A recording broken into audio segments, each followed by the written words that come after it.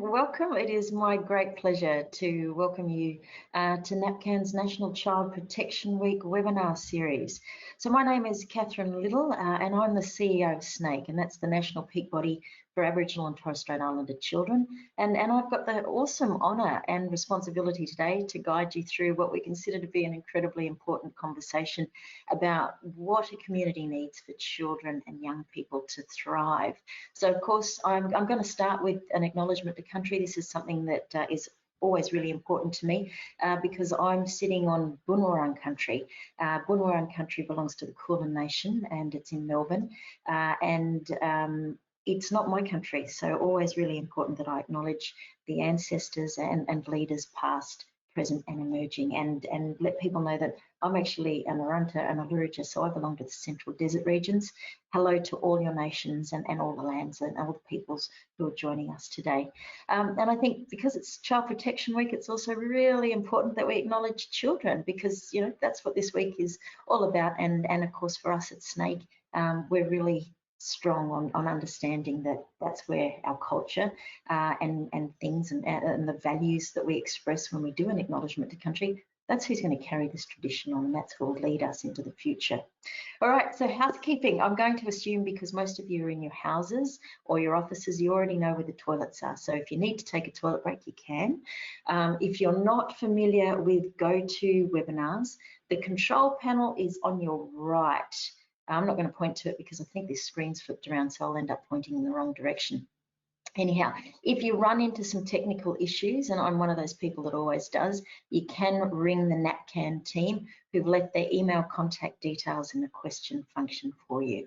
So you, the audience, are only in listen mode, which means you can't possibly turn on your camera or your microphone, but we really do want to hear from you. So in the control panel towards the bottom, you're going to see a question function. This is enabled for your questions. And while we have hundreds of people online today, in fact, I just heard, I think it's around 500. Welcome, awesome, well done. Thank you for joining us. And limited time, we will try to get to your questions. Please send them through right throughout the seminar. People will be monitoring them and feeding them up to me for distribution. Note that all the webinars are recorded and will be posted on NAPCAN's website in due course. Relevant handouts and links will also be pasted into the question function, but you'll get an email with a recording of this webinar and the links as well. Now, really important that we note at this point that some of the topics and content that we will cover in the session today may be sensitive and a bit difficult and a bit upsetting, and that includes even for us as presenters and facilitators. So look out for yourself, and remember it's okay to switch off and step away from the webinar if you need to. No one's going to know that you've stepped away, and of course it's really important that you're looking after yourself while participating in this discussion. And we've also posted some contact details of services and helplines that are available to support you in the question box, so look for those. We're all here together today as part of this year's National Child Protection Week campaign. And of course, it's a reminder that the theme this year is to treat all of Australians' children fairly, and that we need to make sure that every family and community has what kids need to thrive and be healthy. The theme comes from the core story of the Early Childhood Development Project, which was developed in partnership between Telethon Kids, the Minderoo Foundation and the Frameworks Institute. It's about building systems and community supports that can enable children and young people to thrive now and into the future. We're also acknowledging that this year's conversations are being held in the shadow of the ongoing COVID-19 pandemic, the impacts of which we know will be seen for years to come. All of us are doing it pretty tough at the moment in our own way, and you know, for someone like me, as I said, I'm a long way away from home. I'm also a long way away from my babies, and I'd really like to be with them right now, particularly while it's stressful. I've had one of them with a broken heart over the last few weeks, and two of them that'll be celebrating milestone birthdays, so one turning 18 next month and one turning 21 the month after, and highly unlikely I'm going to be able to join them. So thinking of any of you that are in similar positions. I know I'm a person that relies on my family and community, and I know that even though I can't be with them, all my family are around them and helping them get through this period of time, even the broken heart. I guess what this pandemic is giving us is an opportunity to pause and come together in our communities and consider whether we have everything that we need to support our children, our young people and our families, and whether we are giving them all that they need to come out of this as resilient, healthy and thriving people. And that, of course, leads me to today's topic, proud in culture, strong in spirit. So this was the topic for this year's National Aboriginal and Torres Strait Islander Children's Day, which is celebrated on the 4th of August. Now, this is a really, really important date because it is also the date that was given to Aboriginal and Torres Strait Islander children who were taken away from their families at a really young age as part of the assimilation policy and didn't have a birth date. So they were given this date. And as part of the 1988 commemorations of settlement, our mob came together and they said, you know what, never again will our children be told that this is a day that represents when you were removed from your families because your culture wasn't considered one to be proud of and one to be strong in and one that and cultivated environment in which you could thrive. So this day we share it with everyone and we say, join us, celebrate, because we do come from an awesome culture and our children deserve to thrive in it. So we also recognise on that day, and we also recognise in that theme, that we still do see too many Aboriginal and Torres Strait Islander children in out-of-home care, and many of them will be forever disconnected from their cultures and identities. For context, last year, Aboriginal and Torres Strait Islander children made up 41% of Australian children in out-of-home care, despite being only 5.9% of Australia's child population. We have been watching this overrepresentation consistently increase over the past 10 years. What we're not seeing is the measures put in place that turn this around. One of the main tools that we know will address this overrepresentation and turn this tide for our children is the Aboriginal and Torres Strait Islander Child Placement Principle. Now, some of you might have heard about this principle, but what it does is it recognises that Aboriginal and Torres Strait Islander people have this incredible knowledge and experience and the ability to make best decisions concerning their children. And if it's implemented properly, the principle can actually ensure a child's rights and needs are taken into account first and foremost. The principle is often considered like a hierarchy of needs, but in actual fact, what it is a framework for holistic best practice and responses. The 5 elements are prevention, partnership, placement, participation, and connection. And it's about, I guess, something a lot broader. It's about systemic change. The principle recognises the importance of each child staying connected to their family, their community, culture and country. These are things we're born to, right? We need them from the moment we arrive on this country. We need to know who we are, where we belong, what our languages are, who our family is. And it promotes a partnership between government and Aboriginal and Torres Strait Islander communities in decision making about children's welfare. In line with the new Closing the Gap agreement, the principle recognises that we need to invest in our community-controlled organisations and community-led approaches to keep our children connected. Our mob know what we need, right? We just know it. We're intrinsically linked. We know our communities, we know our families. But what we find way too often is that child protection systems lack this understanding and deprioritise the 5 elements of the child placement principle, particularly the cultural connection element. The prevention element is also neglected, with underinvestment in the wraparound supports that are needed to keep our families together.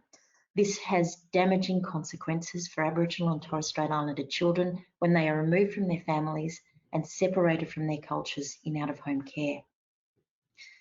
As with all Australian children, it is important for Aboriginal and Torres Strait Islander children to be able to maintain strong connections to their family, their community, their culture and their country. When I'm, as I've mentioned, I'm an Aranda, and when I'm away from Aranda and Luja lands, it helps me consider what a child's connection to their culture and country mean to me, because that's where my identity came from, and I know it is intrinsically linked to the way I grew up and that awesome red sand that I played in. what I know, and I wrote a story about this once about it, how our connection to country is inherent. You know, we're born to it. It's how we define ourselves. It was the first thing I told you about myself, was who I was and where I was from. You know, it's our family, it's our laws, it's our responsibility, but it's also an inheritance and it's our legacy. And it's the framework we use to learn about the world. It's the framework we use to help us navigate challenges in our own lives. And it's something that we're just born into. To not know your country, it doesn't matter who you are. If you don't know who your country is or who your mob are, there's this painful disconnection while you try and work out, well, where do I belong? And this is really important because disconnection from this is well documented in studies relating to health and well-being and life outcomes. We are always indistinguishable from this country, and it's why you'll hear us fighting so hard to hang on. For example, and I'll tell you this, it doesn't matter that currently my license says that I'm living in Melbourne. What matters to me is that I'm actually a guest in this place. So my behaviours while I'm living here in Melbourne are all framed by the fact that this is not my country. I'm welcome here and I love being here, but I respect it because I'm from Arundel and Luritja lands, and this knowledge enables me to tell everyone I'm not from this country, and if I make mistakes, people are there to look after me, but it also tells people who my family is, who my ancestors were, what my stories are, and it develops this innate understanding between our peoples and people who are familiar with us. So it's this incredible introduction to people. So modern constructs of identification don't really work for us. In fact, it could be argued that they really dismantle the fabric that holds us together. And there's a reason that our frameworks, like the Child Placement Principle and the UN Convention on the Rights of the Child and the UN Declaration on the Rights of Indigenous Peoples, include a child's right to their culture. And this is what I'm really looking forward to discussing with April and Belinda at the moment. We know that together, and we need our allies in this, we need our allies in this space, we know there is a future that we can build for all Aboriginal and Torres Strait Islander children, where we all have the opportunities to grow up safe in our families, strong in our identities, and connected to our cultures. So that being said, I'm going to introduce you to April Laurie, Commissioner for Aboriginal Children and Young People in SA. April will be discussing the results of their recent consultations with children and young people. April, over to you. Just want to acknowledge that I'm speaking from Kaurna country, and that I, as a person from Mirning and Gulgitha country on South Australia's far west coast, pay my respect to elders and also the reverence that we hold to our Aboriginal children and young people. My first task was to hear, the voices of Aboriginal children and young people. I commenced in December 2018. And I guess for me, like, the obvious reason to speak to Aboriginal children and young people is to provide agency to their voices. But it was also that candid recognition that Aboriginal kids inherit thousands of years of cultural identity, which Catherine spoke about. But it's in this context that their place in this country is marked with that inequity and how cultural identity is under attack. So when I look at my role is to address policy and practice issues across, the spheres of health, education, youth justice and child protection in order to prove outcomes for our kids. So I look at Aboriginal children's safety and wellbeing alongside the importance of family, culture and community, because that is central to belonging and cultural identity, and it's their right. So I focused on how Aboriginal children and young people looked at their own wellbeing on an individual level, family level, school level, community level, being part of Australia and its context of the world, I suppose, like their context. I also involved the Aboriginal community in hearing from them, looking at ways of upholding the rights of Aboriginal children and young people to be safe and secure in culturally and informed ways. More recently, I looked at Aboriginal children and young people's feedback on relevant issues such as, Black Lives Matter movement, raising the minimum age of criminal responsibility, disability, out-of-home care, suspension, exclusion, expulsions, COVID-19, and even the questions around cultural identity. So, throughout 2019 and 2020, a little bit of that, but for the first half of 2021, I met with and have spoken to over 1,000 Aboriginal children and young people at youth centres, residential care units, in lockup. But for the most part, I engage with Aboriginal young people in schools, primary schools, high school settings, metropolitan country locations, rural remote settings. And I heard our young people speak strongly about their hope for the future, articulating what mattered to them, such as the love they have for family and culture, pride in their identity, caring for country, and recognising, yes, family pets as having a positive impact on their mental health and well-being, which for me was, was something that I wasn't expecting. And I think many of you would recognise this issue, which was really prevalent across our Aboriginal children and young people's issues, was the issue of racism and its negative impact. Our young people expressed the importance of Aboriginal youth hubs and also the importance of community centres and our Aboriginal community-controlled organisations to bring about unity and to create a crux for our Aboriginal leadership at the local level, to be that source of help, to drive the community pride, and to also build that, that sense of future. And for Aboriginal youth leadership development, we know how important leading with identity and learning to follow before you lead actually shapes our Aboriginal leadership. And so the views of our Aboriginal children and young people really inspired us, messages of hope for a better future and optimism that things would have inevitably changed. And pretty much their views challenged the views of the Aboriginal community and were sometimes directed to the Aboriginal community, obviously to lawmakers, to government officers, to funded services. And this whole thing about despair and hopelessness, despite what the statistics show us, did not feature in what our Aboriginal children and young people spoke about. They spoke about the love of family, the importance of culture and identity, centering them, and that real, craving for that.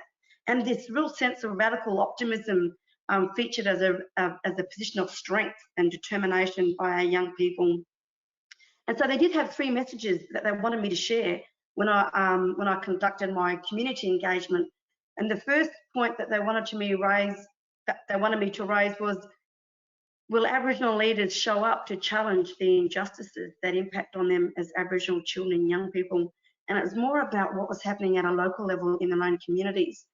And so they wanted their leaders in their communities to demonstrate that same level of dedication in addressing the injustices that impact on them as young people. And, what they saw was this real strong investment in native title, and they wanted, members of their Aboriginal community leadership to show up in their leadership, I guess, in respect to advancing their rights and their needs as Aboriginal young people. The other point that our kids wanted me to share with the Aboriginal community was the whole point about, will you help us protect our distinct rights under these important covenants, whether they be the United Nations Conventions on the Rights of the Child or the United Nations Declarations on the Rights of Indigenous People. So there was this real, I guess, sense of awareness by our young mob about their rights being under threat and their distinct right to develop a positive cultural identity with access to culture and a strong sense of community needed support by the Aboriginal community and the Aboriginal community leadership. And so what I heard was also this point about, challenging this constant wrongful reinforcement through the media and other, mediums about disadvantage and poverty as defining Aboriginal cultural identity. And our kids were really clear about that is not who we are. And the third message they wanted me to share was, will you stop seeing us as a problem and celebrate our successes? And they had this message also for government and for the service system as a whole, So, our young kids were reinforcing about the experience of disadvantage not defining them, and that they had this strong sense of family and connection and belonging, and they were really in tune with the things that really made them proud and grounded in who they were, and they had real, you know, positive messages about their future and that healing is actually possible. And I guess in their line of sight around our efforts to close the gap in care and protection issues for our Aboriginal children and young people, those things remain front and centre. But it's really how we, you know, get proper effect through the proper application of all 5 pillars of the Aboriginal and Torres Strait Islander child placement principle, which Catherine talked about. And so, you know, for me, when you look at an organisation, and that isn't just limited to the child protection system, it's also about how you get education, how you get the health system, youth justice, to also think about what they do that impacts on cultural identity, and how do you preserve as a service system that interacts with Aboriginal children and young people cultural identity. And like we know, like what the research shows us, that Aboriginal children's you know, mental health and social and emotional well-being is strongly linked also to a strong cultural identity. And so our kids are yearning for this cultural identity to be developed and nurtured, whether through family, community, education and other systems. And so this is vital to their health and well-being and to a successful future. We know that our education systems aren't necessarily resonating with our young people. There's a lack of cultural education and cultural learning. But cultural education, that's the responsibility of the Aboriginal community. I heard that time and time again, and I also heard that from our Aboriginal leaders. And so, you know, when you hear from young people that say, don't assume that we are, as Aboriginal children and young people, are getting taught Aboriginal ways and knowings at home or through activities through our families. And I suppose that just reflects like the travesty of colonisation and the legacy of assimilation and removals. And like our young people have said, you know, being with Aboriginal cultural identity is more than just wearing red, black and yellow. So there's lots to be said about how we can work with our cultural educators, through our families, through even the constructs of native title. How can we have that system work and support? Because it needs our children for the future, and that is such an important way of how we look at transfer of knowledge to our Aboriginal children and young people, and you know, reinforcing that importance of cultural identity. And our kids had strong concerns around truth telling, and the Black history of this country needs to be more than what it is, and how we can actually cultivate an inclusive and compassionate society with truth telling, so that we never forget and we beget changes, and changes for the better. So, you know, cultural camps is what I hear from Aboriginal children and young people, being organised and being deliberate, and so that culture education are experiences that is afforded to all Aboriginal children and young people, because not everyone is exposed to those things that happen through our families and that transfer of knowledge. And we shouldn't always rely on mainstream education system, that it's actually the responsibility of our Aboriginal community and how we get that connected learning to our children, because it isn't government, you know.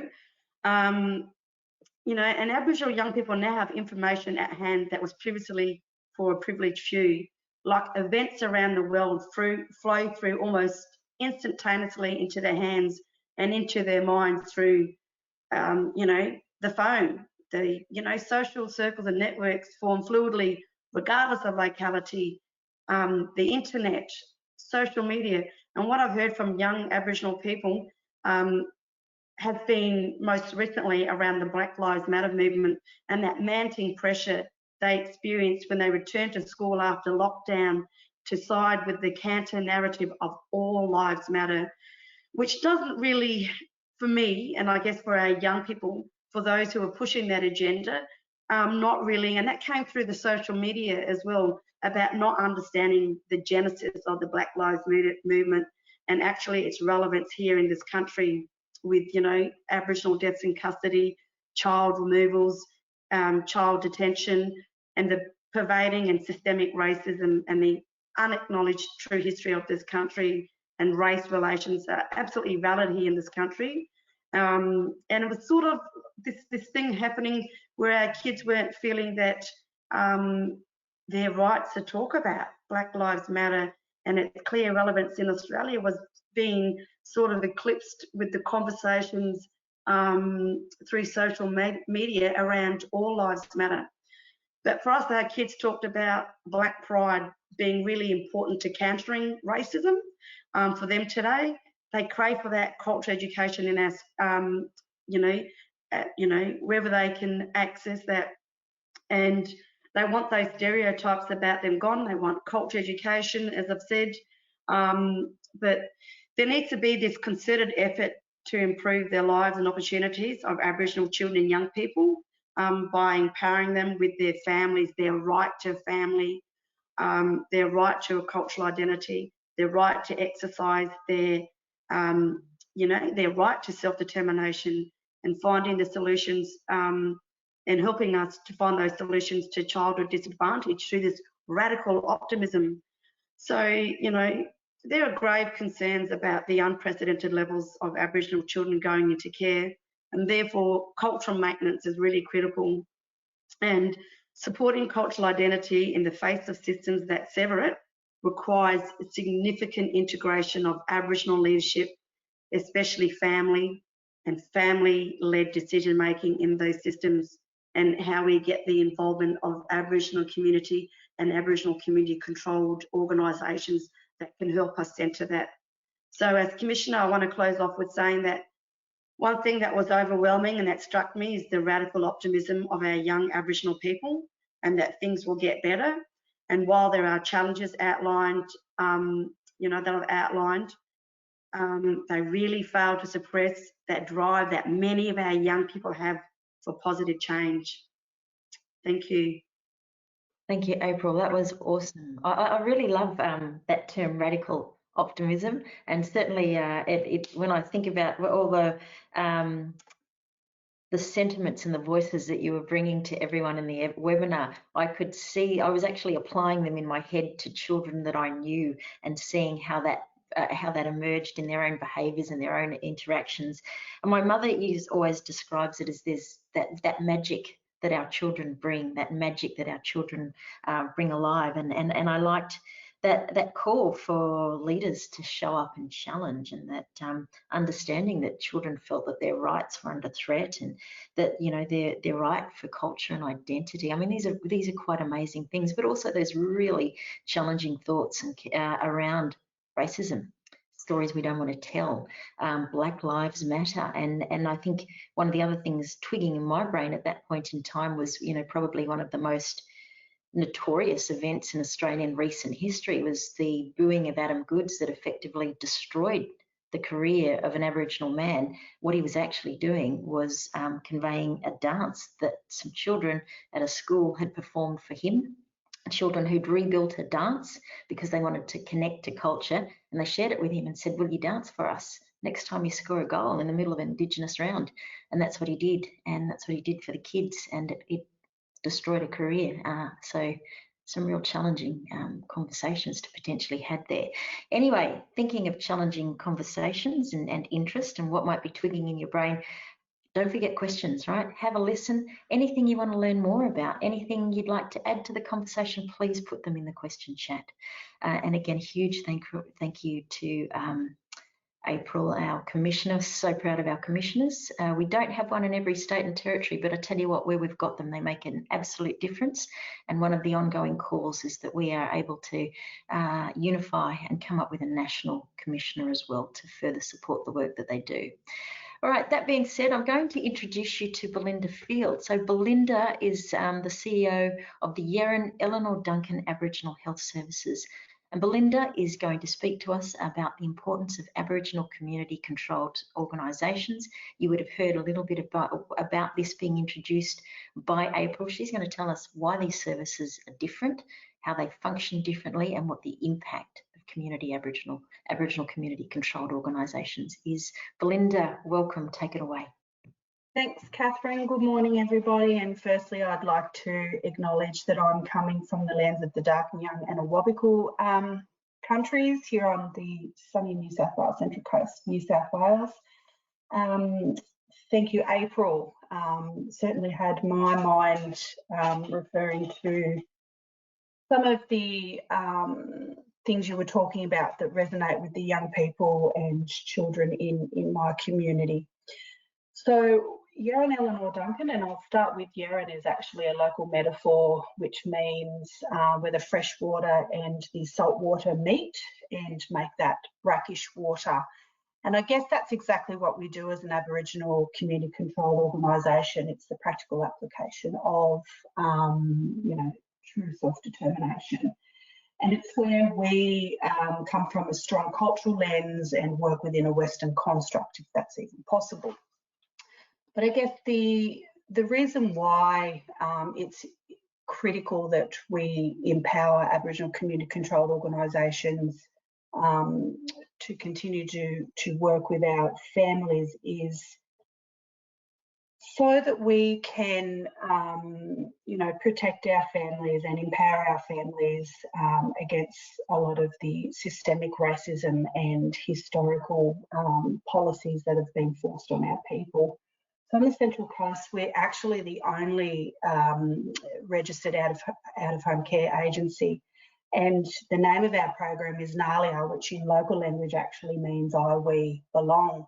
And so central to everything that we do as an organisation is culture and cultural safety.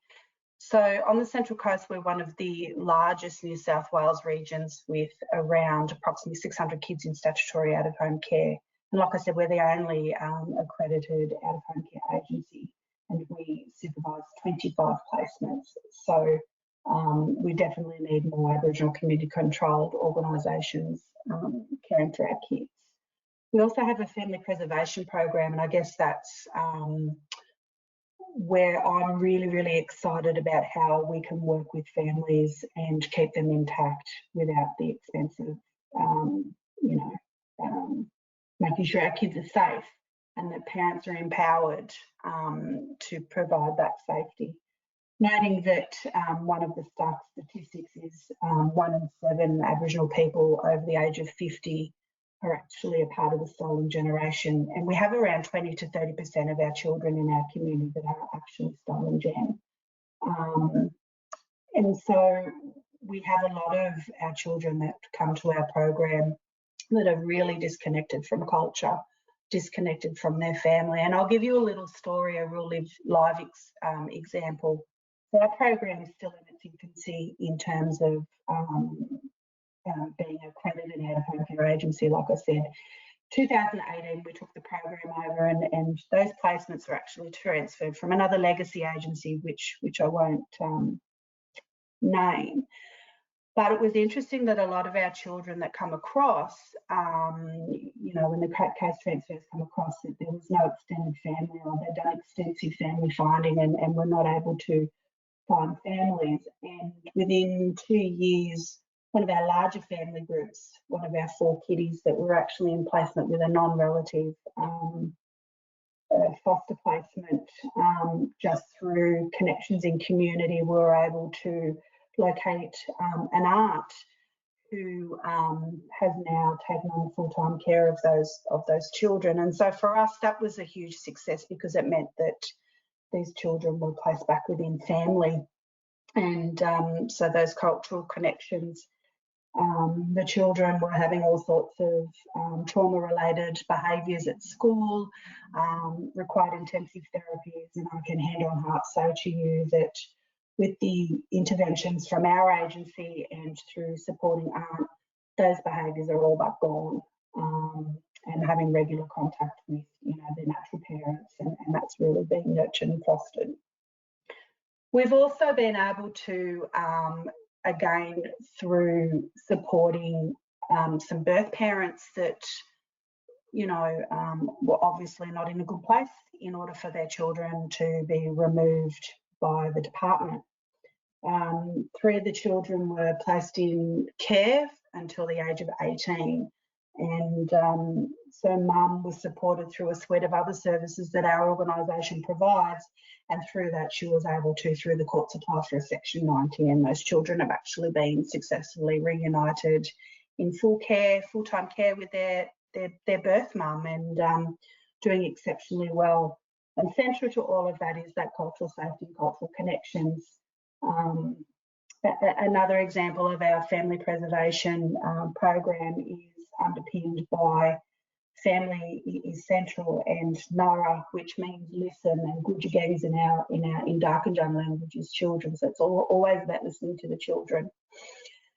And again, this mum, one of our mums and dad had been in and out of jail throughout the 6 kids' lives through criminal activity as well as family and domestic violence. And nobody bothered to work with Dad. Too Hard Basket was referred to our agency after going through 3 legacy agencies. Their handover was mum's extremely violent, non-engaging. This is the DCJ, Department of Community Services, saying this is basically if you know mum can't promote or provide safety, the children will be coming into care. So again, within 6 weeks of our caseworkers working with mum, she's doing exceptionally well. The house that housing provided was not big enough. The DCJ were deeming it overcrowded. We argued that, well, build your houses bigger. Aboriginal families are large. And we then allocated a male caseworker who was able to do some preliminary work with Dad whilst he was in jail, and he successfully entered into a rehabilitation program post-release and is doing exceptionally well. Is it easy? No, it's not. But I think from my point of view, when you have genuine lived experience and you validate what our people are going through and our families are going through, it actually motivates intrinsic change in these families, because it's coming from a real, genuine cultural perspective. Aboriginal people, by virtue of lived experience, can absolutely acknowledge what our families are going through. And what we essentially do inadvertently is become role models and actually say, you know, sis, I'm hearing you. You know, your experiences aren't too dissimilar to my family's, but hey, you know, we're resilient and we can get through this if we walk alongside each other together.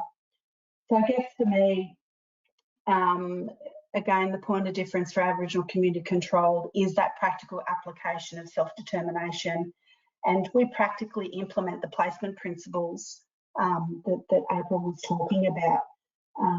Our caseworkers are empowered. They understand the Care and Protection Act. So when we're working with, you know, less informed or culturally informed caseworkers, we will hold them accountable.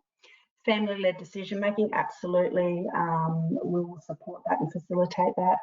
You know, we've had comments from other agencies, oh, we can't have the family together. They're you know, too violent or vulnerable or volatile, and it's like, oh, it depends on how you deliver that. And again, we've had successful family-led decision-making in all aspects of the programs that we deliver at Year and Eleanor Duncan, the less acute universal services like our Mums and Bubs program. Also, you know, rally around our family, keep them connected. We also, through our NALIA program, we use the Winningay Family Assessment Tool, Foster Care Assessment Tool, which is an Aboriginal-led framework. And we actually have community members, independent community members, community leaders and young people that are trained in the Winningay Family Assessment Tool. So whenever we're assessing potential foster carers, we actually have the local community decide on those, which is going back to, you know, our view of those old ways that it really takes a village to raise a child. And something very profound for me, growing up on the east coast of Australia, we were absolutely snatched by the colonists when they first arrived. So language, cultural beliefs, rituals, and all of those things were completely stripped from us. And so I've had the privilege of travelling around different areas of the country and really admired some of the work that our communities are doing, where they've still got their traditional owners and their traditional leaders there that collectively make decisions.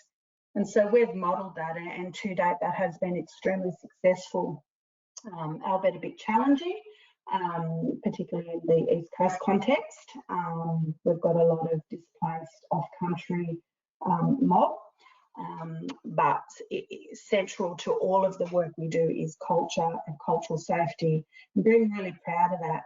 And to echo what April was talking about, that radical optimism, I love it.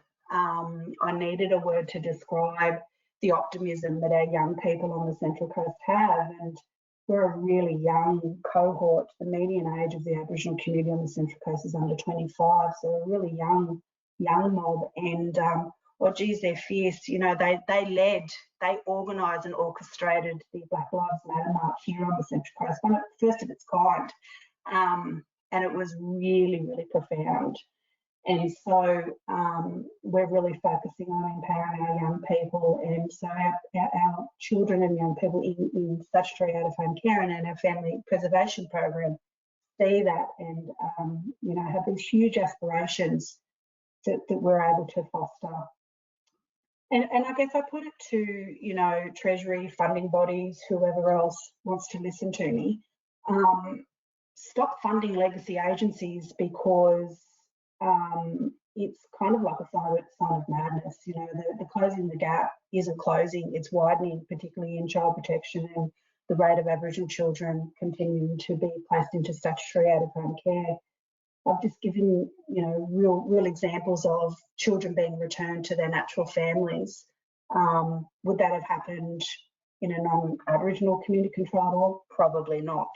Like I said, those care orders were up until those children were 18 years of age. They're 8, 9 and 11. And they've gone home. They're still connected to the community. So I think the key message for me is that Catherine was absolutely right. We do need our allies in child protection and keeping our kids safe and rich in culture and connected. But it needs to be driven by the Aboriginal community controlled sector. It needs to be driven by the Aboriginal community, with our non-Aboriginal brothers and sisters walking alongside of us and taking our advice, not the other way around. We are the solution brokers, and we're the ones that can actually really get on with making sure that our children grow up to be our next leaders and reduce the number of children going into care and compounding that intergenerational trauma that we're already seeing in our communities. So I hope I've done it justice. I hope that that I've been able to explain the stark differences between an Aboriginal community controlled org and those that are not community controlled. So I think that's it from me, and hopefully you've got some great questions there that I'll be able to answer. Thanks, Catherine.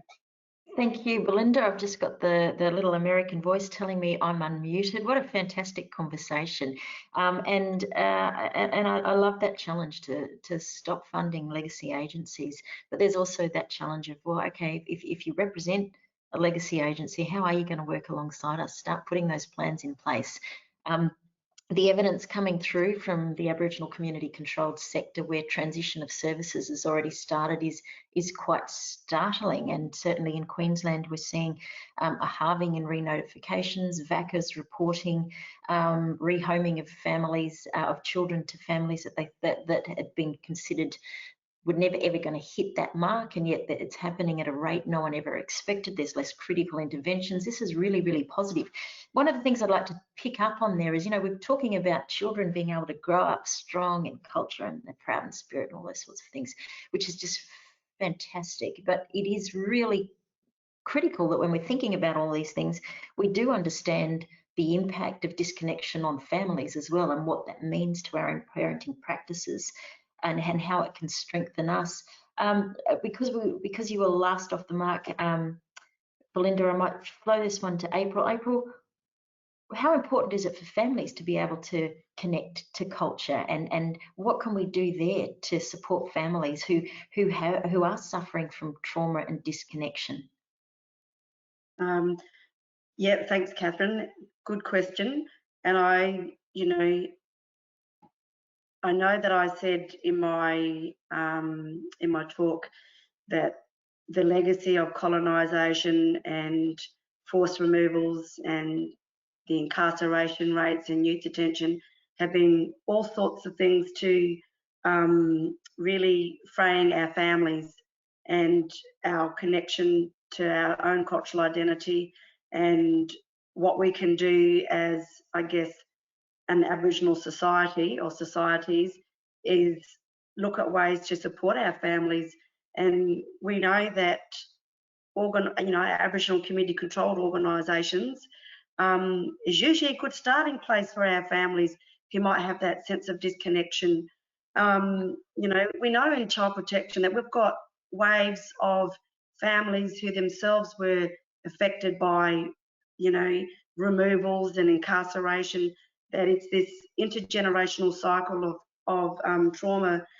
When our families look for a sense of identity and culture and connecting, the role that our Aboriginal community controlled services can play is really vital. Not just the fact that it's got an Aboriginal workforce and it's governed by Aboriginal people, but it usually holds a lot of knowledge about people's communities, about people's families, and it's usually a great source of what I would say Aboriginal heritage knowledge for individuals, particularly if you're from that community and that's your local level Aboriginal community controlled organisation. You got your own. Not everyone has the connection like we think we have with our families for all sorts of reasons.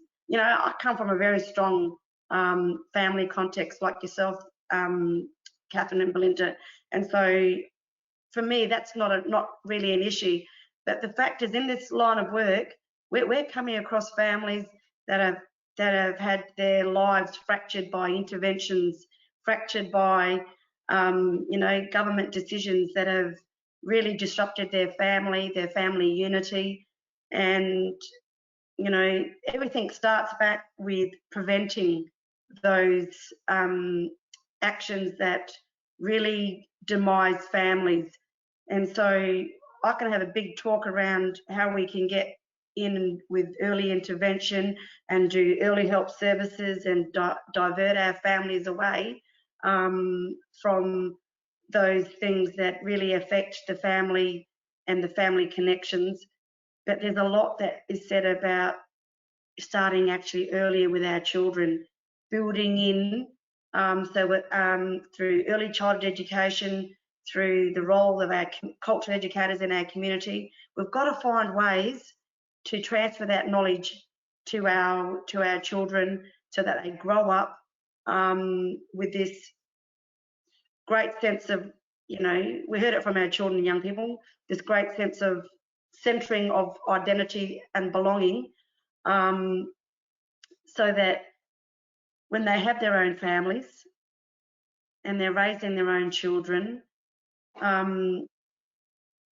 there are things that are already in place that support our families. And I said before about native title, it can be a great change, a great vehicle to create change, but there are a few opportunities that arise for our families to get back on country, to learn from elders, to practice their native title rights and their interests that have been so hardly fought for. And that risk of erosion of our cultural practice and our values and beliefs, and with country, that is being affected. But we know that we've got the solutions about how we go about doing that. And I did talk about cultural camps being really important, but those cultural camps aren't just for children and young people, they're for the whole family. And getting back on country, feeling the dirt between your toes, learning language, and your mainstream non-Aboriginal officer that's working with the family isn't going to be that solution broker, as I heard from Belinda. You know, our community-controlled organisations are centred on culture and are really important. Thank you, April. A couple of things twigging in my brain there, and one is, I do come from a family that's very lucky and still has the ability to practice women's law and things like that, and I know what it's like to be surrounded by my grandmothers and sisters and aunties and mothers out on country. You know, it's safe, it's secure, everybody loves you. But I also know what it's like as an Aboriginal person, you know, when you pick up a phone and you're not sure about something and the voice on the other end sounds a bit like you, right? So we've got those awesome things that we know we've got this awesome cultural history, but we also know that there are elements to the way we behave, even our speech patterns, that we pick up that phone, we hear a voice on the other end, we go, yeah, you're my mob. You're my mob. Belinda, anything twigging for you there about, you know, the value of having that voice on the other end of the phone? Well, absolutely, Catherine. And I think that's what absolutely for me, and it's been absolutely tested through COVID because everything's been virtual and over the phone. So when I need to fill my cup up, I definitely get on the phone to my mum. But I think more broadly speaking in community, it's really important, you know, if we do have mob that need to reach out, they will ring an Aboriginal service and connect through that phone, and it starts there, that first exchange of providing cultural safety. It's a real segue. It's the pathway. And like I said, we've got a large number of people that live on Dark and Young Country that come from many nations. And whilst there's different cultural protocols and different beliefs from different countries, there's that fundamental linkage that we are First Nations people, and you definitely get that sense of safety. Mm-hmm. Yeah. We've got a question coming through here, and this one actually is to you, Belinda, and it's talking about how we ensure we're growing the Aboriginal workforce, and do we need alternative education structures that can accelerate this? Yes, we absolutely need alternative structures, and it's very close to my heart actually. Our organisation has grown exponentially over the last few years, and you know, child protection, family preservation isn't for the faint-hearted. You know, you have to be quite skilled. I think you also need to recognise that some of the situations you'll be confronted with will trigger your own trauma, vicariously or directly. And so I would agree. What we need to do is start having conversations with our young people in high school and really raise the bar in terms of, example, 89, I think I left school. My God, I'm showing my age. But, you know, my aspirations were to work in a bank, which, I mean, mathematics for me, oh my lordy. But anyway, nobody ever said to me, hey, sis, did you ever think about going into nursing or becoming a doctor or a psychologist or a psychiatrist? It's like this low level expectation. So one, I think our education systems need to, you know, tap into that radical optimism. I just love that. I'm just going to sprout that all day today. And, you know, we've been working closely on the Central Coast. One of our sister organisations, Gudjagam Naraladi, which is an early intervention organisation, is all about alternative school and education vocational pathways. So to answer your question, yes. Do I have the answer right here, right now? No, but I know that we've got some prototypes that have worked with a small number of Aboriginal young men on the Central Coast. And they've gone off to into employment traineeships, and in fact we've embraced some of our young people. I think I've got 2 young trainees doing their diploma in community services with the view to them, you know, maturing and growing their skills to eventually work with our families. Thank you, Belinda. We've got another question coming through, and it's relating to the child placement principle. And I know, April, you talked about the need for systemic reform and for it not to solely be the responsibility of one entity. If we have a child that cannot be placed with an Aboriginal family or kinship, what else can be done to ensure this child is connected? Well, that question about whether a child can't be placed with family or with kinship, then there is the broader Aboriginal community, which can support and keep the child connected to their cultural identity. You know, the principle is so important, and the compliance that is required to be upheld around the Aboriginal and Torres Strait Islander child placement principle is, you know, we know this, and I'm just going to say it again, is much more than just considering about the placement hierarchy. We need to be considering how we embed and preserve our Aboriginal child's cultural identity. And so when I talked about, just briefly in my talk there, I talked about how it's relevant for education. So when I look at things in education that are really profound for our younger kids here in SA around expulsions, exclusions and suspensions, you know, take a look at what the trajectory is for those kids who are subject to those education practices that one deny Aboriginal kids their education, but at the same time there are kids who usually have disabilities, invisible disabilities that aren't being recognised.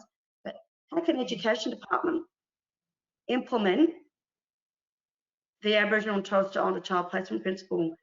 Those decisions through policy and practices, what are they doing do they know what that impact is for an Aboriginal child's identity and their inherent right to their cultural identity? So the same for SA Health here in South Australia in the health system. The things that they do, you know, infant removals from hospitals, the work that they do in child and family or antenatal care services, do they think and realise that they have any bearing on Aboriginal children and their connection to culture, their connection to their family? They have massive impacts through their service system on the child and the family's sense of culture, sense of identity. So, you know, there has to be a level of understanding about the sophistication of its application in those other service systems, because it has been traditionally locked into the child protection and alternative care system, because it has been around the placement hierarchy. But we have lots of work to do across even our, you know, even other government agencies, but also across the NGO sector. You know, the fact is, we know we've got big NGOs that are, you know, whether they be Anglicare, Centacare, just to rattle off a few. What is their level of understanding around the Aboriginal and Torres Strait Islander child placement principle and its relevance to their work and to their work in countering, in partnership with the Aboriginal community as allies, our children being removed, and lessening that impact and affording our children and families the much needed early help services and therapeutic services that should be built on Aboriginal ways and knowings. One of the things I've got to say, Catherine, if I can just, I don't think I'm veering off, but it's a little pointed remark that I want to say about therapeutic services, because far too often those therapeutic services that I see that our children and families are directed to are Western models. And, you know, and I go, well, you know, we had for thousands of years as Aboriginal and Torres Strait Islander people therapeutic ways of dealing with issues in our own families, in our own, you know, in our own groups. And what were they? Well, you know, mindfulness for me is a really significant therapeutic cultural practice that needs to be returned back to, it's there, but bolstering it and giving it the elevation that it requires.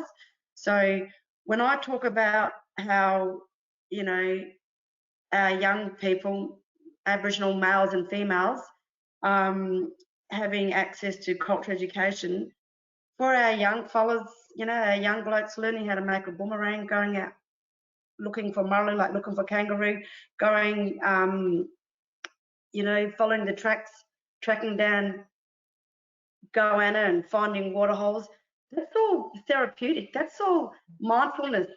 You know, like that's built into our ways and knowings that, you know, we might not talk about it the way that our Western science talks about it, but it's there and it's present and we know it and we know it's intrinsic to who we are.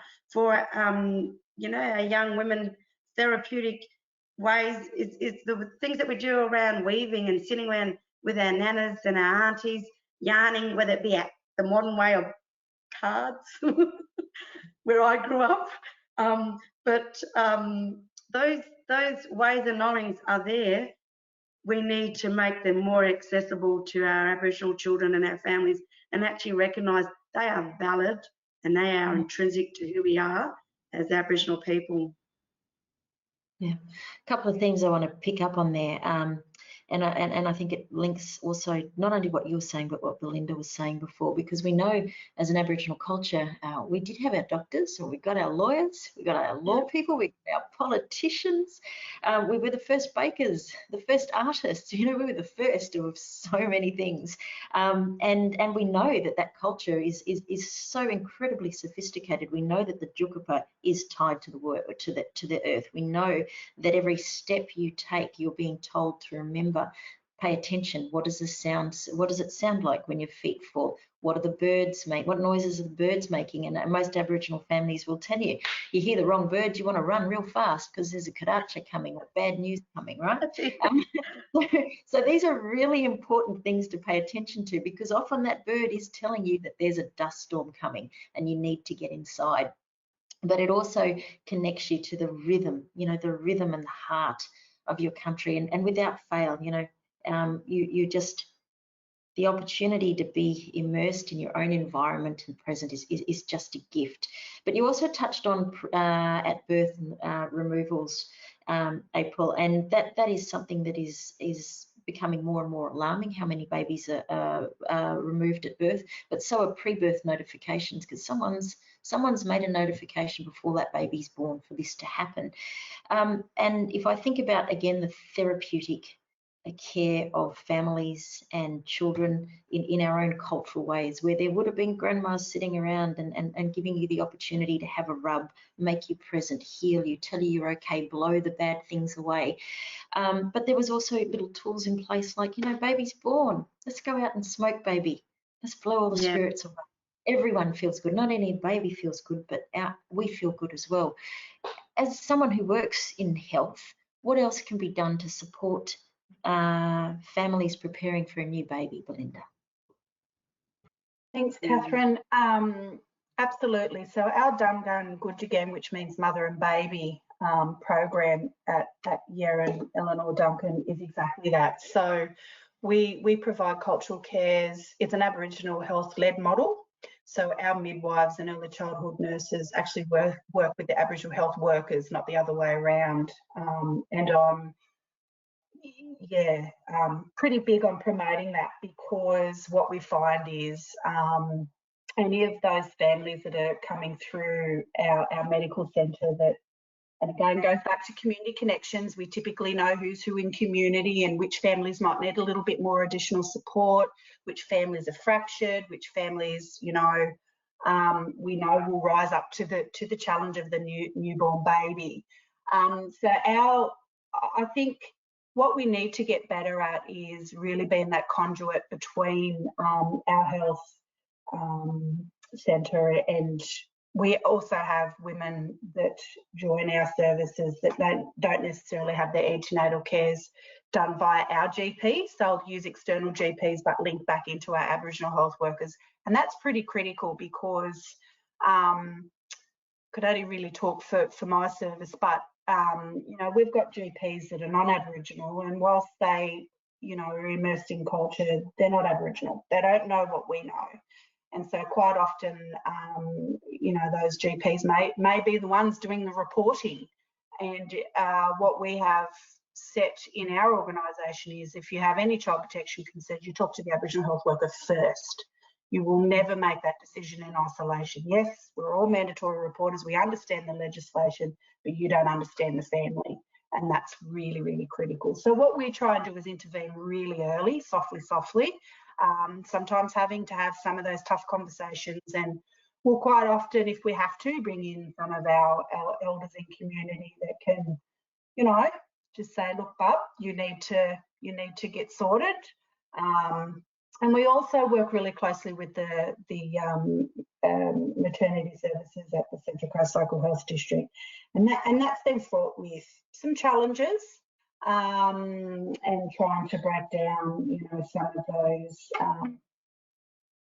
unconscious biases and racism that exists in health structures. Let's call it for what it is. Do I believe that those midwives are deliberately racist? Not necessarily. But I think they have a responsibility to be a little bit more open-minded. So we work very closely, like I said, and with the family's permission. If there are worries or concerns, and DCJ have been, you know, on the periphery, we'll actually support at birth. So we'll actually be in the hospital. Many a time we've asked people to be on their way, and you know, the social workers or the DCJ workers, and we wrap that safety around that mum and bub and family where we need to. And I guess the other thing, back to April, when you were talking about how things are enacted, you know, under the placement principles, I am continually, you know, we're usually one of the first to hear if DCJ are looking to do a removal or they're being involved. And you know, sometimes our kids do need to come into care. That's unfortunately the reality of some of our family situations. And a part of the Act is that have you consulted the community in terms of placement? And you know, 9 times out of 10, I'll say, you didn't call me. I'm an Aboriginal person in this community. I'm actually connected to that kid, not by blood, but by community. And we've actually been able to, you know, mitigate court-initiated action by the community just rallying around and mum saying, I need some help. No statutory intervention, and we've cared for baby. So I think just valuing our ways, just honour it, respect it, know that we're, you know, that we can actually elevate and keep our families safe and our kids safe. It's interesting you say that. One of the little conversations I have with my baby girl, who is a mum, so I'm a nana, very proud nana, and she often says, "Mum, you're not her mum." And I said, well, you know what? Here's the thing, darling. According to Aboriginal culture, I'm the grandmother, so that's my kid. Because our children belong to the family, right? They belong to the family. They belong to the community. And I think that is something that hasn't managed to be fully grasped by people who don't understand that framework of what a family looks like. It's considered other, but it's not other. This is our genuine reality. Our family and units and how we describe our families is completely different. So that leads me to a different part, right? We all know we're storytellers. Give an Aboriginal person a microphone, I tell you what, try getting it back off us. Point you an example right now. So when I was growing up, we had this awesome tool called Money, and you know, the leader everyone sits around each other, and they start finding the stories in the leaves. So look at a story, look at a leaf, find a personality. Oh, maybe that one bends. Oh, maybe that's one. Oh, geez, this one's handsome. Oh, this one looks pretty. You might love this one. Anyhow, the point is, once those little characters start moving, the old people would craft a story, and that story told you about how to behave. Right? These were incredible lessons about this is how you look after other people, this is how you care for each other, this is how laws are passed on, and this is what happens if you don't care for your community. And usually the naughty one, there's always how you got to have that evil one in your group. That one usually ends up getting punished for being naughty, and people sit there and they cry because you know what, he was also real handsome, that one. And but what I'm getting to, long way of getting to it, right? Remember what I said about that microphone was the power of storytelling. We've got a question there, April, about radical optimism. How do service providers, non-Indigenous service providers, how does government, how does society in general start changing its messaging and its storytelling to represent radical optimism? Yeah, and that's a good question too, Catherine, because whilst we don't want to let the non-Aboriginal service providers, the non-Aboriginal service system off the hook about their roles and responsibilities with what they're funded to do, the messaging is also about how that messaging comes from leadership, the leadership across those organisations and across their governance. And that messaging is something that needs to, you got to walk the talk. So when I hear about how government has transitioned an Aboriginal service out of its governance and enabled through a decision and a commitment for that Aboriginal service to then become community controlled or to join or sit under an Aboriginal community controlled organisation, that's leadership. That takes leadership to do that, and it also is leadership within the Aboriginal community. But that same expectation of government should also be the same expectation of our non-Aboriginal service providers. If government can do it with the Aboriginal community, then non-government service providers who hold an awful lot of Aboriginal identified resources, as in monetary, from whether it's IAS money or money through other buckets from government or Commonwealth government, that there needs to be a commitment that the messaging about this radical optimism cuts across many different levels about how we are setting up ourselves for a better future for our kids, because that's what our kids see. And so if we can get those things in place through leadership, because you know what, addressing and challenging racism in service delivery through practice of the workforce, you can put in policies to counter racism, to minimise its impacts. You can have an Aboriginal workforce in there to ensure that we help our mob get greater access to those much needed services. And those things are really critical, and we can't always change people's minds and attitudes that they might have about Aboriginal people and about Aboriginal families. Because what I've found is that the reality is that we've got a lot of non-Aboriginal people working in roles where they're having contact in an adversarial context with Aboriginal children, their families, for the very first time. And so they've got very little knowledge and understanding about relating. They've got a whole range of stereotypes and discriminatory sort of views about Aboriginal families that they may have formed through whatever means. But this whole sense of making sure that we have our families get the best possible support and the best possible sort of, leadership that can affect that change is critical. So to the question around messaging, I firmly believe, I'm not talking about social media or a media and comms exercise. For me, that is embedded in real quality leadership, and that quality leadership is not just for what we see in government, but also our non-government Aboriginal, our service providers that are out there. And messaging is about also those service providers putting cultural identity front and centre in leading. I said earlier part in my talk about Aboriginal ways of knowing is about leadership, and for our young followers, they were really cognizant about, in order to be an Aboriginal leader, you've got to learn to follow.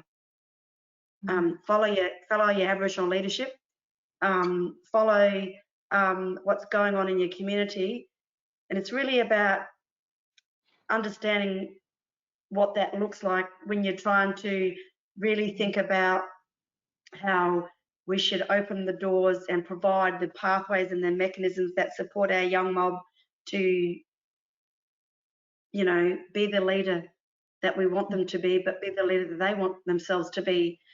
And I just feel that messaging comes from all of us in our leadership roles to build that optimism and support it, of course. Yeah. And I think that links back again to what I was saying earlier around, you know, when I was teasing my daughter about, well, that's my kid because I'm the grandmother. And that grandmother's law is all about learning to follow. You're learning from your grandparents. They are the experts. You know, I know intrinsically that I'm still a dancer. I can do a little bit of singing, but I am not a singer. I am a dancer, and I sit behind singers. And that applies to my ordinary work as well. I will always follow whoever it is that is senior to me. We've got a couple of things coming through on my side chat bar here, and one is relating to language, and I've got a note here to say that Queenslanders might be interested to know that the Queensland Government is currently offering Indigenous languages grants to support Indigenous language preservation and revitalisation, and you can see that there's a link in the sidebar there. So Belinda, I think, you know, when we're talking about things like language and language preservation, as you identified before, you know, you're on country that was really hard hit and first hit, and that meant that there were significant losses in things like language, and we love our language, but we also know that parts of those language still exist, and I know I've talked about rhythm and cadence, those things are still there, but there are other little nuances, and often that language is saved and put in different places. What's the feeling in your part of the world as to how we revitalise language and how important it is to start investing in this? Yeah, sure. Thanks, Catherine. Interestingly, like I've grown up on Darkinjung country pretty much, you know, since I was a little girl, and in the 80s, the local language, like, was there a local language? And we were really fortunate. Auntie Bronwyn Chambers, one of our local traditional owners, and a group of linguists were able to bring together a Darkinjung language dictionary. And it was developed, I think, in the mid-90s, but what we've done as an organisation, and I don't know if you can see my beautiful banner behind me, talk about product placement, all of our programs have a local language name, and when I rattle them off all together, I feel so proud because I actually feel like I'm able to talk in language, and that sense of pride.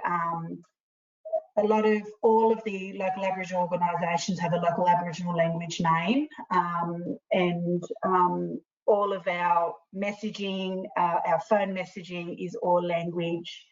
And so it is absolutely starting to become, it's almost like a few years ago, and I really mean this, only a few years ago, we're almost embarrassed to talk our local language. And, you know, we've got Auntie Bronwyn and Uncle Gavin Duncan who are quite fluid in language, and the fear of stuffing it up, and Uncle Gav's like, no, I'd just talk it.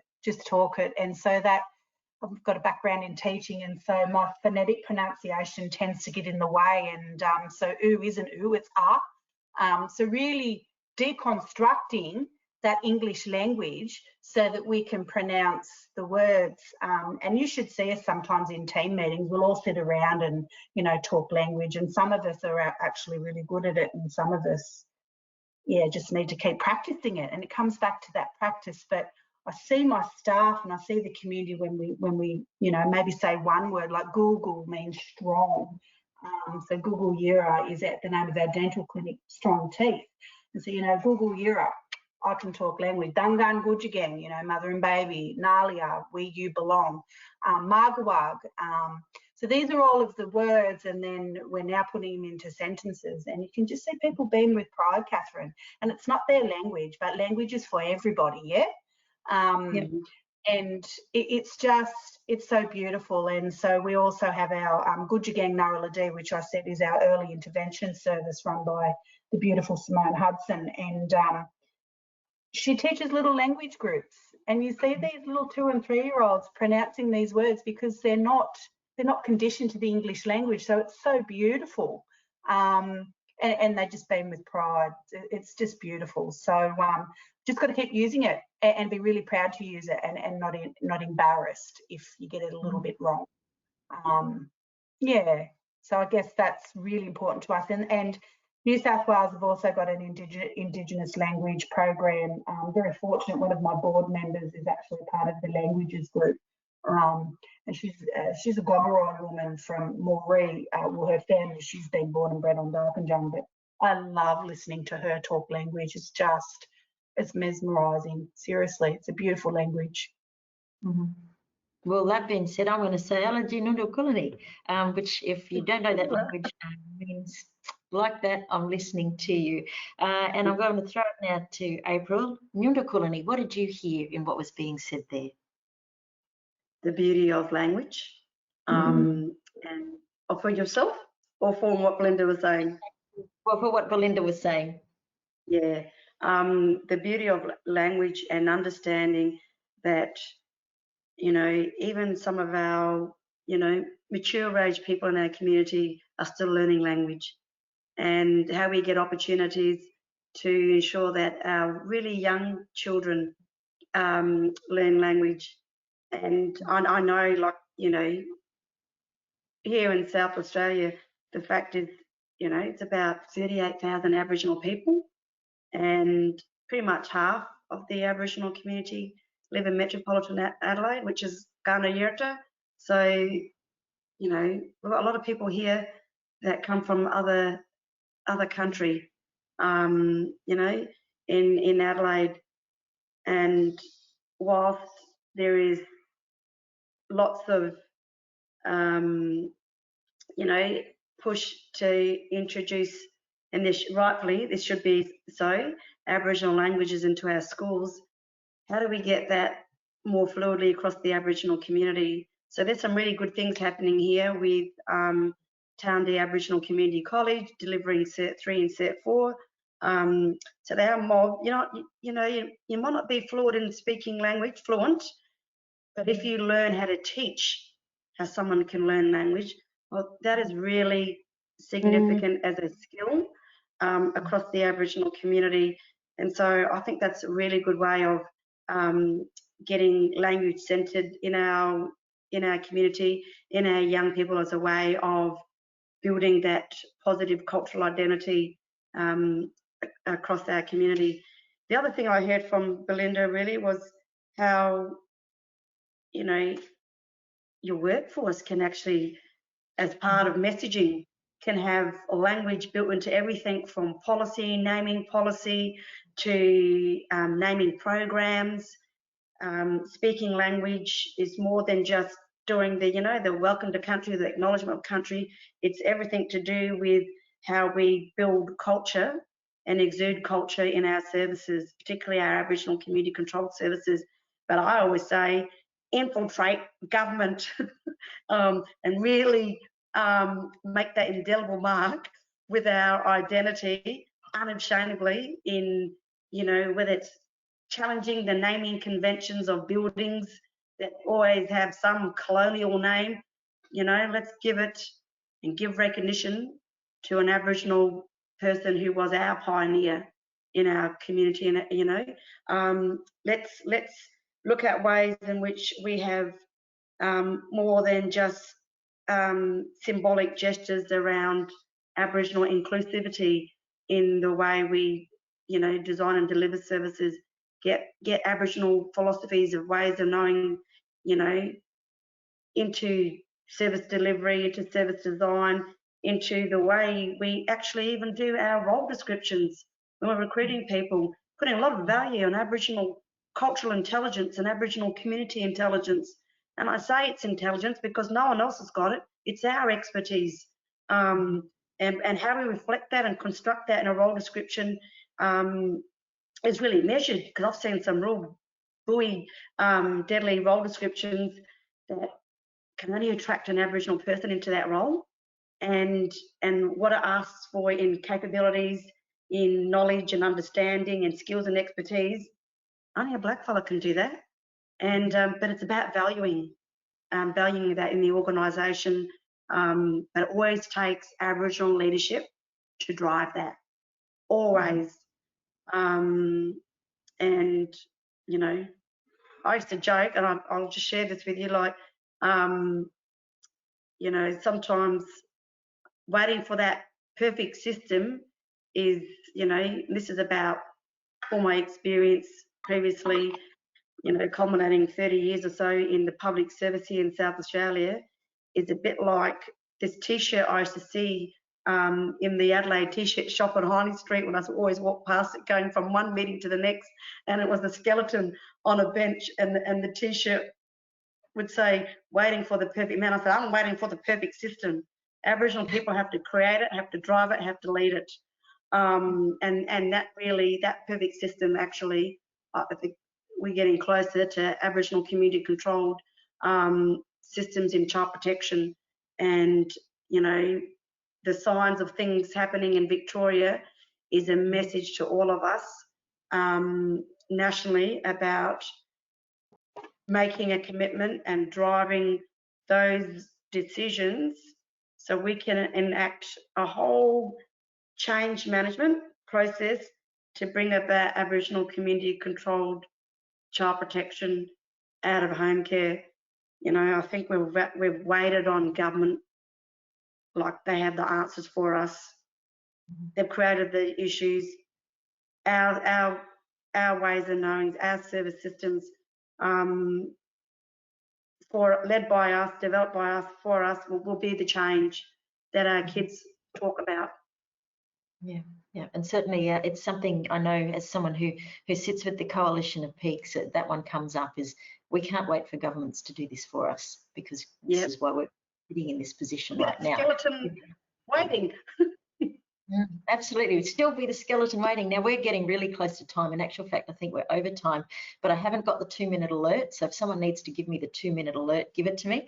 But given that everyone's come here looking for what for the part that they can play in transformation, I believe the delegates have been sharing examples of what's available in local communities and what you can link into. So before I wrap up, and we'll have to do it quick, I'm going to throw it back to each of you one more time for something for our members to take away, our delegates to take away today about, well, what can you do tomorrow? Belinda, I'll kick off with you. What can you do tomorrow? Oh, relinquish your power. Yeah.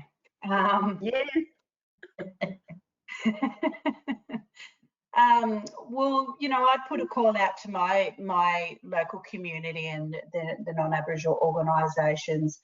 Respect and be genuinely committed to working alongside of us. And you know, what comes to mind is white fragility, and I mean that with all due respect. You know, when we're calling things out, it's not because, you know, we want to be antagonistic. We're actually saying to you, hey, you've got it a bit wrong. Put your ego to the side, acknowledge that we're Aboriginal people and we are the solution. Thank you, Belinda. April, I have the 2-minute alert, so on speed, what tomorrow or this afternoon even? How about that one? That's the challenge. What can people do this afternoon? Oh, I think being reminded how the interpersonal relationships that Aboriginal children and young people have with their kin, like with their families, must always be taken into consideration. Our kids love their families. You know, we're no different. They're no different to other children on this planet. and that the current interventions are just band-aid solutions that will not resolve those deeper issues about connection, about cultural identity and belonging.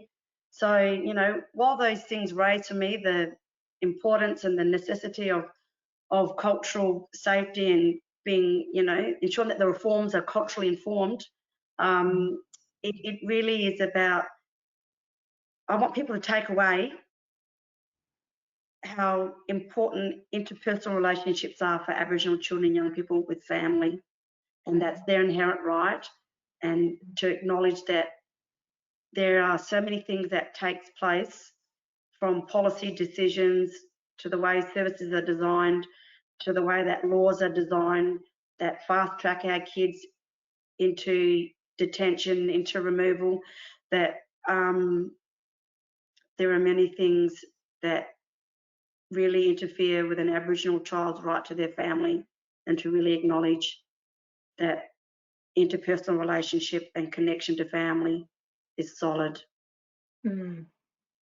Thank you very much, April and Belinda. It has been an awesome conversation.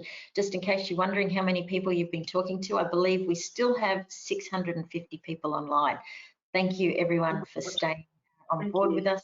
Thank you for the awesome information you've provided. It's been fantastic. It's not even fantastic, it's an incredibly important discussion. It is all we've got time for today, so I'm going to reiterate that this isn't the end of the conversation, and we're hoping that you'll be able to take some of what we've learned together forward in your work, either this afternoon or start tomorrow. It doesn't have to really start that quickly, but if you start thinking about how it happens sooner rather than later, would be awesome. We're also going to be posting these recordings of all the webinars to the NAPCAM website. So there will be a very short survey that's going to pop up when you close this webinar. Please take some time to give us some feedback, because we'd really like to know if you enjoyed hanging out with us as much as we enjoyed hanging out with you. And of course, maybe you'll see more of us in the future. And finally, there are still webinars running for the rest of the week, so it's not too late to jump onto those. Sign up, the more the merrier. So continue to share your information about the week and campaign via your networks. You can go to www.napcan.org.au. April and Belinda, again, thank you. And to anyone who's signed in today, thank you. We'll see you mob later.